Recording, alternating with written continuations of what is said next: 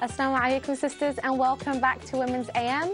I'm Ayan, and on the panel today with me we have Sister Zainab Hassana and our special guest, Sister Khadija. Sister Khadija, we've had a really great discussion about the power of dua. Can you just give us one important take-home message from that? I think what you said, actually, about when you take one step towards Allah, He runs towards you. I think this is very important because knowing your responsibility and taking that action, so fulfilling your obligation and then making dua at the same time is very important. And Allah opens up all the gates for you, but you've got to be able to take that first step towards Him. So I think that is something that I would push forward in terms of, you know, taking this message home. Yeah. I mean, it's like everything in life. We've always got to make that first move, otherwise nothing happens. Yeah.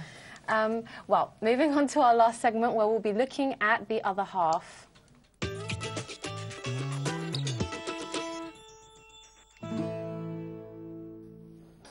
Well, the dilemma today is I'm looking to get married, but people are telling me my criteria is not good, i.e. I want someone who's taller than me and so on. So what should I do? So sisters, any advice on that? We've got two of you who are already married and one who's on the lookabout. Oh, so that look you gave me just there. Okay, I'll start, inshallah.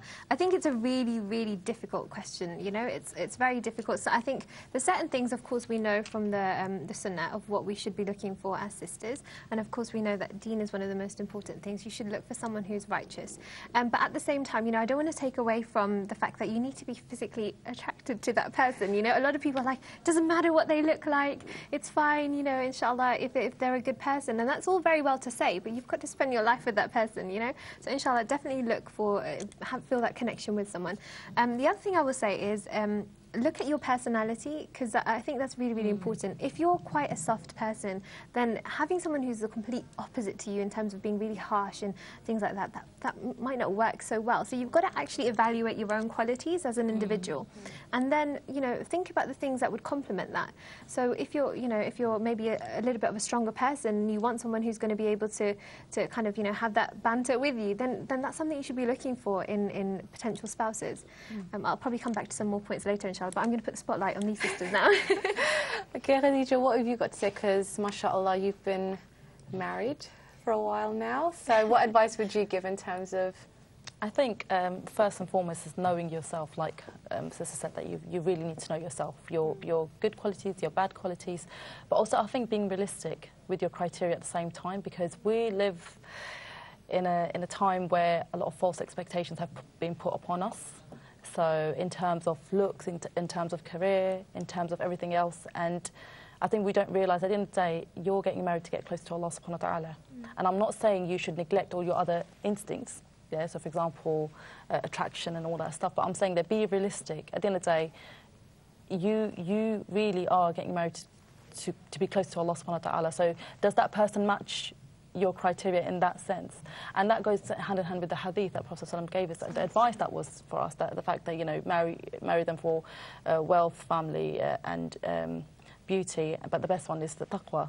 You know, so I think this is something. It's like having an objective, having a goal in life. The fact that I need this person to get me more close to Allah subhanahu wa ta'ala, and I should be able to get him close to Allah subhanahu wa ta'ala. And I think that kind of takes away all the false expectations that have been put upon us, because this is what it comes down to be honest, at the end of the day. Yeah, I mean, we're quite heavily influenced, isn't it, by sort of movies and books and all these things, and we're all looking for that, you know, that electric sort of spark, and this person is going to be absolutely gorgeous, and they're going to make, they're going to make, you know, loads and loads of money, and they're going to be super nice, and their family's going to be amazing, and we're going to live happily ever after. No, because you're going to have your hard times. You're going to get up on days when you'll be like, you know, I don't want to talk to him, sort of thing. So what is going to get you back in check? It's not, that person's not always going to be attracted to you. Not always. Sorry, this is how it is. Yeah, it's not always going to be hunky-dory. Yeah, so you've got to be very realistic, and you've got to have your eyes on the goal. At the end of the day, you know what? We're not here forever. And I think just off the back of that, I think it's really important that you look at the person's character as well, and you know, you assess their character. What are they like when they, you know, when they get annoyed or angry? What are they like in times of difficulty? How did they deal with stress? You need to look at all of these things and seek references if you need to. You know, that you should be doing that, inshallah. What makes it more harder is that we don't have that community-based sort of investigation sort of style where, you know, I think in a Muslim world you can actually go to blah blah uncles and find out the whole family is there to actually give you a reference on that person, whether good or bad, we don't know. But you don't have, you have that in Malaysia, where you've got community leaders coming together and giving reference, and if there's a problem, it will go back to that. But also, more to that is, I think, the maturity. Unfortunately, this is something that we see over and over again, where men are not as responsible, so as women. We're not as mature as we should be. Do you know what? I think Zainab is the perfect person to comment on that.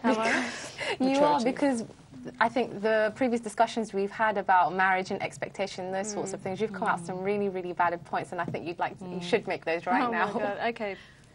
First of all, be on the same page. And when I say be on the same page, I don't mean we both like ice cream. I mean, when it's about sticking points, and this feeds back into the point that you guys were saying, if you know yourself, then you know what's important to you and what's less so. So when it comes, another thing that would be helpful to attach to this is, if you were to live with someone, we all live with someone one way or another. Once upon a time, maybe we lived with family, or we lived, we shared a flat with someone. What are the things that cause arguments? Generally, when it comes to marriages and things like that, it's differences in understanding of the deen, differences in views of roles and responsibilities. Habits, maybe. Habits and things like that. What are the things that will drive you nuts? And make sure that those are the things that you're the same on. So one thing that tends to happen is we kind of go into it in a bit of a la-di-da kind of thing. He's really good looking, let's get married. And then you realise, okay, he doesn't actually like the idea of me leaving the house, but I actually really want to go out and, go to talks and things like that. He's not, these things are actually really important when it comes down to it. Even how you spend your time, money, all of these things, isn't it? So what's important, and that's the thing about maturity, that getting good advice from people who have been who understand marriage well, and getting proper advice about these things. And then this issue of character. So many times, I don't know if you guys have had the same experience, you may come across someone and think they're very, very attractive. The sister, she's beautiful, whatever.